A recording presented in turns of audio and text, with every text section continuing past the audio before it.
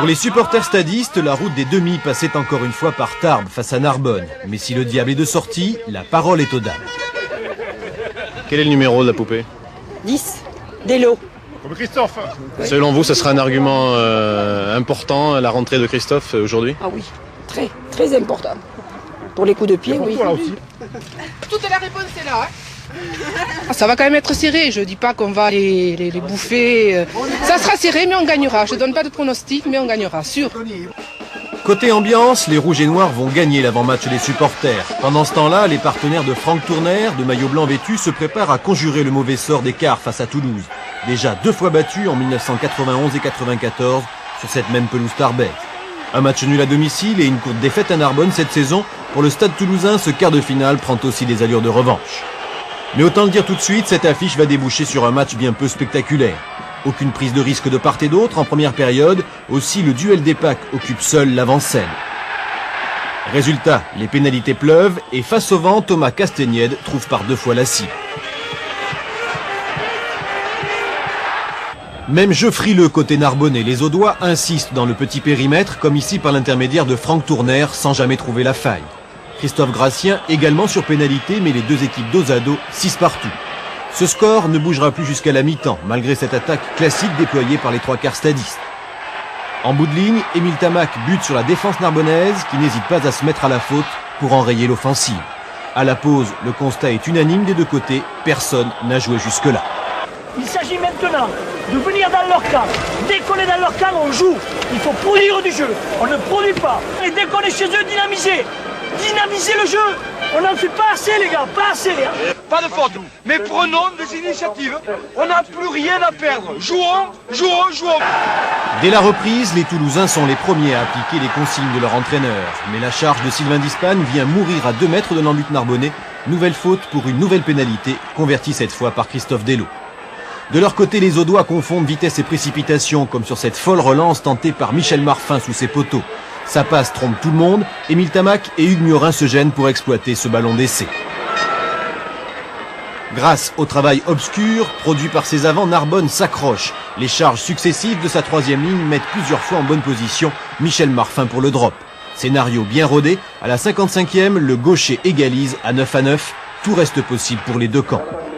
Sentant le danger, les Rouges et Noirs accélèrent et tentent de produire du jeu. Thomas Castaignède perce plein champ avant de trouver un relais avec David Berti. Mais finalement, ce mano à mano s'englue dans le maillage défensif narbonnais. Nouvelle faute et nouvelle pénalité convertie par Christophe Delo. 12-9, ce sera le score final. Une victoire à l'arraché pour le tenant du titre, mais l'essentiel est là, dans la poche des Toulousains, le billet pour la demi-finale contre Dax.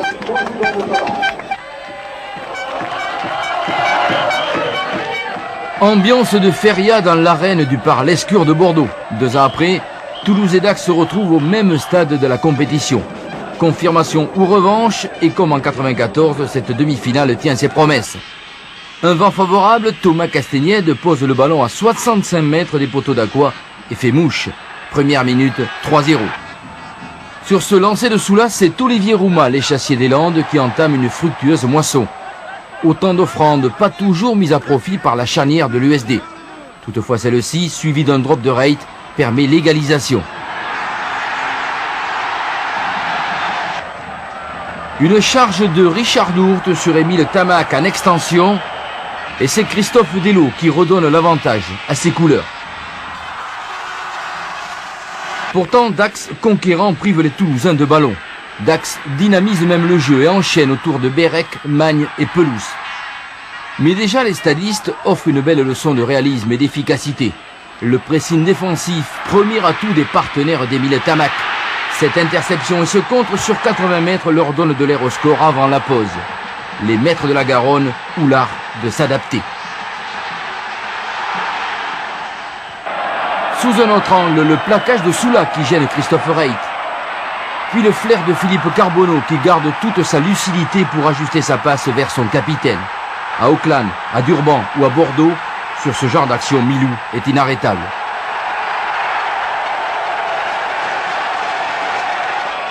Un essai en coin et un essai transformé du bord de touche. À cet instant du match, ces 2 points sont précieux. Dès la reprise, avec vent dans le dos, Dax poursuit sa domination en touche. Cette prise de Pascal Béraud est travaillée par les avants des Landes. Raphaël Ibanez puis Olivier Roumat martèlent l'arrière-garde toulousaine. Aux 30 mètres, les Dacois fixent les rouges et noirs et préparent le troisième temps du mouvement. Ce sera le bon avec cette ruse de Reit qui piège Delo, Manin et Dispagne. Dax croit alors terrasser le tenant du titre quand son 3/4 centre Christophe Paumet marque sous les poteaux. Mais l'orgueil stadiste piqué par la pâle production des quarts s'ajoute au talent individuel. La réplique sera donc superbe et terrible. Attaque en première main, passe sautée et arrière intercalée place David Berty en débordement.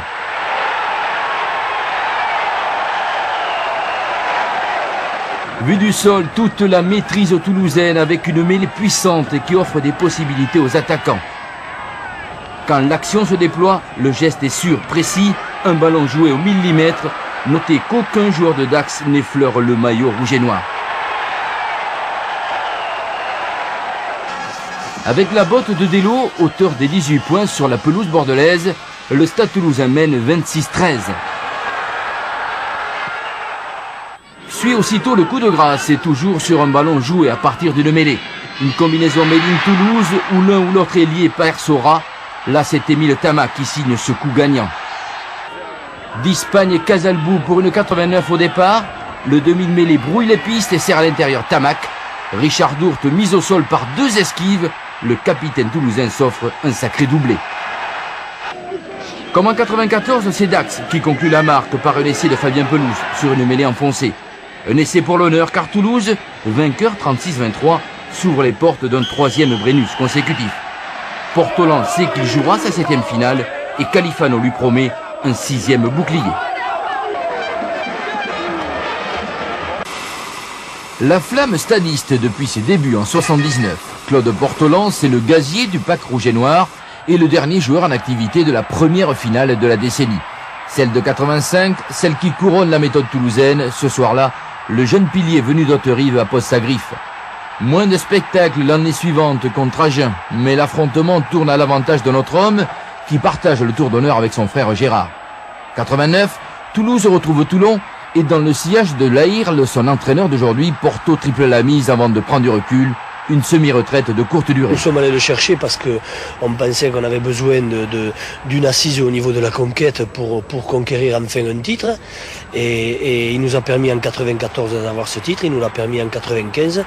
Et il n'y a qu'à regarder les cassettes de ces finales pour se rendre compte que la mêlée était un point très important dans notre système de jeu. Car tour à tour, les avants de Montferrand et Castres subiront la loi. L'essai d'Ougier résulte de cette puissante mêlée. La Ville Rose peut acclamer son pilier favori. Moi j'ai passé 15 ans au Stade Toulousain dans une équipe vraiment extraordinaire avec des grands joueurs. J'ai joué avec Scrella, Rive, Charvet, Codornio, en ce moment avec des jeunes qui ont plein de talent, Ntamak, Castagnède, tous internationaux. C'est vrai que je me régale avec eux. Bon, c'est vrai que maintenant je prends de l'âge et puis bon, je vous dis, j'ai les jambes qui ne suivent plus, alors c'est pour ça que j'ai pris la décision d'arrêter. Mais avant, Claude Portolan, 36 ans le 16 décembre, rêve de faire chanter une 6e fois le parc et puis s'offrir au bout de la nuit un dernier pas de deux avec ce bouclier qui le consacre comme l'actuel Monsieur Brennus. Quand la recette est bonne, autant la préserver. La veillée d'armes des finalistes toulousains a donc commencé par un petit déjeuner au salon de l'aérospatiale. Tradition aussi entre deux croissants, la distribution des porte-bonheur, personnalisés, confectionnés par Mamie Ténégal, 90 ans et toujours fidèle. C'est que ces champions favoris ont leur petite manie.